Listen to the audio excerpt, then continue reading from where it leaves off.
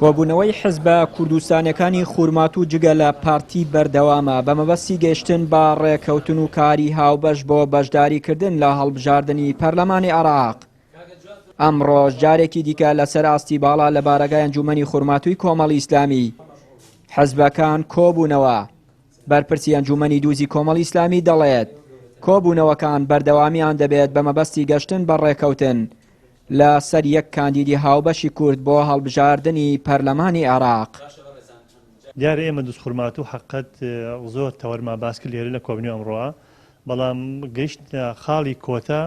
بۆی لە کۆی 4-5 کاندیدێک بتوانین ئەمڕۆ لەم کۆبینەوە بە یەک کاندید دەربچین و ئەمەشە کۆبینەوەی کۆتایی نییە. دیارە کۆبینەکان درێژا خێنێتمە سبەی دوو سبەی بخایێنی کۆبینەکان،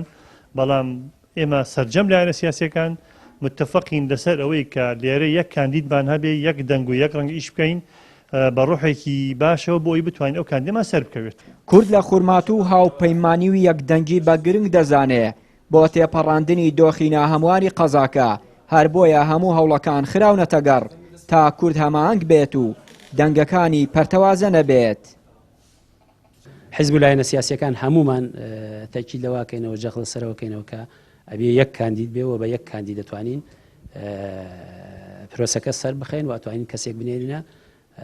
بەغا بەناو خەڵکی خورماتووە و خەڵکی چاویان لە ئێمە لە ڕاستیە خەڵکەمووی چاوی لەوەی ئێمە هەموو حیزب و لایەنە سیاسیەکان ڕێککەوین لەسەر یەک کەس. ئەگەر بتوانین ڕێککەوین لەسەر یەک کەس ئومێدی سەرکەوتنمان زۆرە. خوانەخواستە ئەگەر شکست بێنین و نەتوانین ڕێککەوین لەسەر کەسێک ئەو کاتە وەکو ساڵەکانی تر وەکو ساڵانی ڕابردوو ناتوانین کەسێک سەرخاین و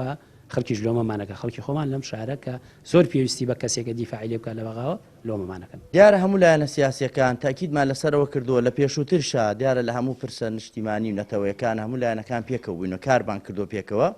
و هەمومان بارودۆخی ئەم شارە ئەزانین چۆنە ڕێژەی کورد لەم شارەیە چۆنە تەحمولیەوە ناکات چەند کاندیدێکە بێتن بۆیە لە پێشووترا کراوە فەشەلی هێناوە بۆیە باشترین شتەوەی ئەمان یەک هەڵوێستی بن یەک دەنگ بین بۆی بتوانین لە داهاتوان نوێنەرێکمانە بێت لە ئەنجومەن نوێنەرانی عێراق بۆی داکۆکیکە لە خەڵکی ئەم شارە. بۆ ئاساییکردنەوەی دۆخی دووز و گەڕانەوەی پێگەی کورد لە قەزاکە حیزبە کوردستانیەکان دەیانەوێت لە هەڵبژاردننی ئەم جارە تەباو ڕێک بن تا بتوانن لە سایەی ئەو تەبایی و ڕێککەوتنە کاندیدێکی بەهێز دەستنیشان بکەن و بینێرنە پەرلەمانی عێراق. چیان نووری کەناڵی ئاسمانی پەیام قەزای خورمات و